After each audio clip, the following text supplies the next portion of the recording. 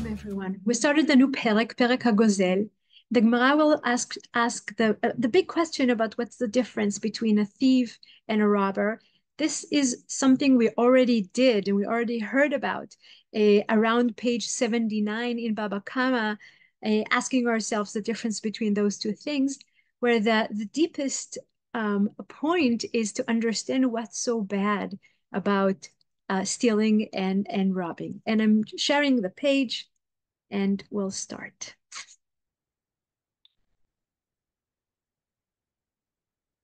So what's between robbing and stealing? And so I'm just echoing what we saw in Baba Kama in page 79, where Rabbi Yochanan ben Zakkai. In other words, this is a Masorah that goes all the way back to Rabban Yochanan ben Zakkai, who is the student of Hillel v'Shammai, and he's the one that established in Yavne. In other words, this is a topic that Chachamim are dealing with for generations and generations. And Rabbi Yochanan ben Zakkai said to them, to his students, asking what's the difference between a robber and a thief. He says, this one, the robber, equated the honor of the servant to the honor of his master. And that one, the thief did not equate the honor of the servant to the honor of his master. The robber fears neither God nor people because he's doing it openly, as he is not afraid to rob in public. And the thief does not fear God because he's still stealing, but he does fear other people, which demonstrates that he is more concerned about human than God. In other words, he's doing it at night, he's doing it hiddenly, so people won't see. In other words, he's more concerned of what people will say than what God will say. But these two questions, these two acts of sin, gneva v'gezer, robbing and theft, is inside of in halacha becomes something bigger than just the sin, just the act of stealing.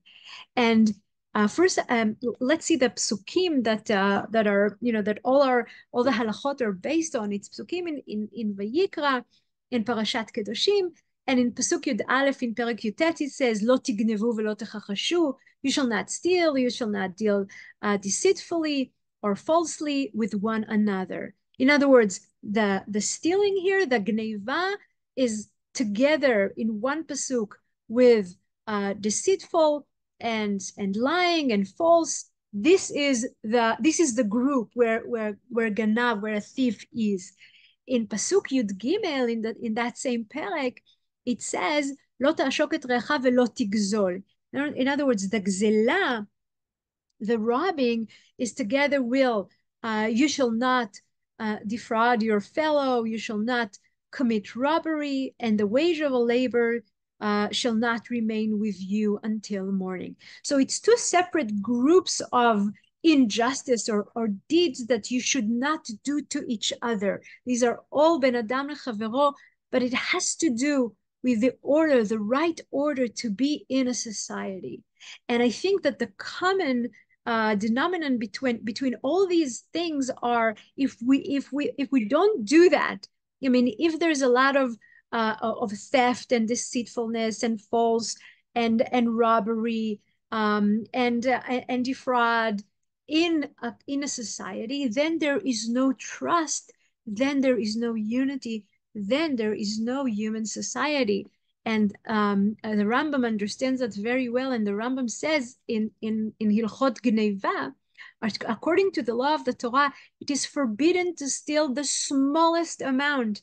In other words, it's not about the quantity. It's not if you say, oh, I just took, just one grape for my friend's grapes, or I took just one coin from a bundle of money that he has, so it's okay. It is not okay to steal even a smallest amount. It is likewise forbidden to steal in jest, or to steal with the intent of returning the object or paying for it. All this forbidden, lest one may become addicted to it. In other words, the Rambam definitely understand that when we allow in our being and in our sense of being that, I can just take a little bit, which is not from which doesn't belong to me, then it'll grow and grow and grow, and gradually we will not going to feel that there's something wrong about taking from that which does not belong to us. And in another halacha, he says it is forbidden to buy from a thief anything he has stolen. In other words, not even to, not also to cooperate with a thief and buy his theft. It's as if you yourself, are partner to that thief. Very interestingly, Shulchan Aruch says excuse me, we'll see Sefer HaChinuch first. Sefer HaChinuch says to not oppress. In other words, theft and robbery is part of Lola Ashok, not to oppress, to not hold on to that which is in our hand of someone else's by way of force or delay or deception. In other words, in no circumstances is it okay for us to hold something which doesn't belong to us, like delinquents who delay people, saying go and return, so as to cause that what is in their hand of someone else to remain with them. In other words, just it's playing a trick, and I have it, I'm keeping it for you, go, and then go again and go again, it's still with me, and in the meantime I'm holding in my possession something that doesn't belong to me.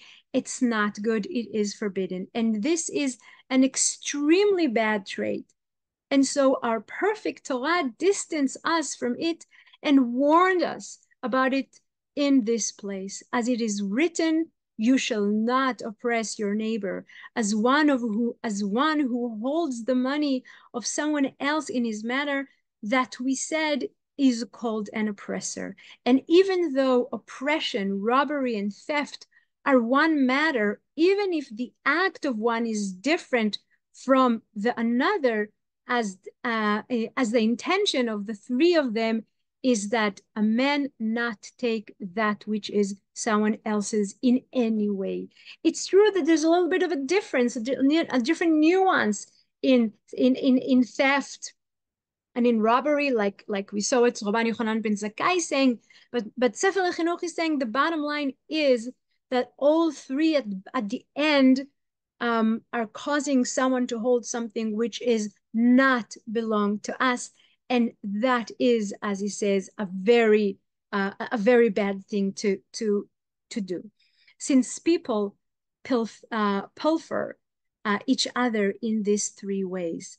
Scriptures specified all of them and warned about each one on its own. Okay, it's three different things, but these are things that people always do. Like they find a way to have and take and keep in our possession something which doesn't belong to us.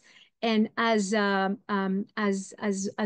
HaChinuch is saying this is an extremely bad trait. And let's see if Shulchan Aruch, Rabbi Yosef Karo, when he comes to explain this halacha, listen to the words he's using. It is forbidden to steal or exploit even any amount, whether from a Jew or a non-Jew. This is not something that there's a difference between Jews and non-Jews. In other words, if I get used to, God forbid, steal from non-Jews, that is as bad as stealing from a Jew, because it is a trait that if we are if we do it more and more, then something bad is going to happen to me. Like I'm going to understand the world in a way that everything belongs to me, or I can own everything, and I'm not going to respect somebody else's property and belongings. And says Shulchan Aruch, and if it is an object that is not concerning, it is permitted. In other words, if it's something little, like such as to take from a package or take a splinter from the fence to brush his teeth with, and so that's okay. But he does mention that even this is prohibited by the Yerushalmi, by the Jerusalem Talmud, as a quality of fervency. In other words, Maybe halachically to take like a splinter from a fence, from a wooden fence is okay, but don't do that. It's midat chasidut, says the Yerushalmi. Try to make yourself as clean as possible and not touching anything that doesn't belong to you. And then something beautiful, beautiful that Rav Shimshon Raphael Hirsch is saying in Igrot Tzafun. It's a collection of letters that he wrote, and he's saying something about Parashat Mishpatim. Parashat Mishpatim, where all the mitzvot are dealing with Ben Adam lechavero, and says Rav Shimshon Raphael Hirsch, judgments of principles of justice. The first requisite is justice. Respect every being around thee and all that is in thee as the creation of the God. In other words, if you learn to respect or belong to another person, it's as you respecting God, because if this is what he has, this is what she has, that means that this is what God gave her. And if I'm taking part of what she has, it's as if I am taking something that belongs to God. And says Rav Shimshon Raphael Hirsch, justice, mishpat tzedek, is the beginning of creating a just and moral society. Everything belonging to them, there are um, in creation of the God, everything belonging to them as given them by God or in accordance with law which he has sanctioned, live willingly to each being that which is justly entitled to call its own. Be not as regards aught a curse, especially honor every human being as the equal. Regard him in his essence, that is to say, in his invisible personality, in his bodily envelope, and in his life. Extend the same regard to his artificially enlarged body, his property, to demands to the demands which he may be entitled to make upon you for assistance by grants or property or acts of physical strength, in measure and number, in recompense of injury to his person or possessions. Have regard also to his heightful claim of truth, of liberty, happiness, and peace of mind, of honor and undisturbed tranquility.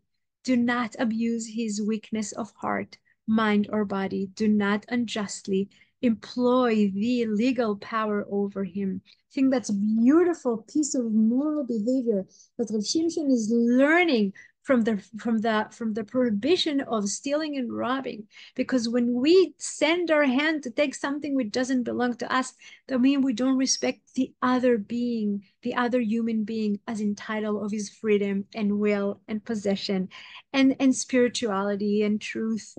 And God wants us to regard each person as entitled of having all of that is and train ourselves to be happy and to be content with that we have. If the other person has something that we want, we should try to get it in a legal and in a truthful way, and not by taking it away from that person. And all these behavior that has to do with gezel and geneva, theft and robbery, are traits that are there to make sure that we create just and moral society where people can trust each other and not always suspect and be suspicious of other people, that they're going to take something that belongs to me. And with that, with suspicion, we cannot create a calm and tranquility chevra. And therefore, and we have, as we'll start to see in Perek Gozel, that's why Chachamim are taking it so seriously when someone, takes something which doesn't belong to them.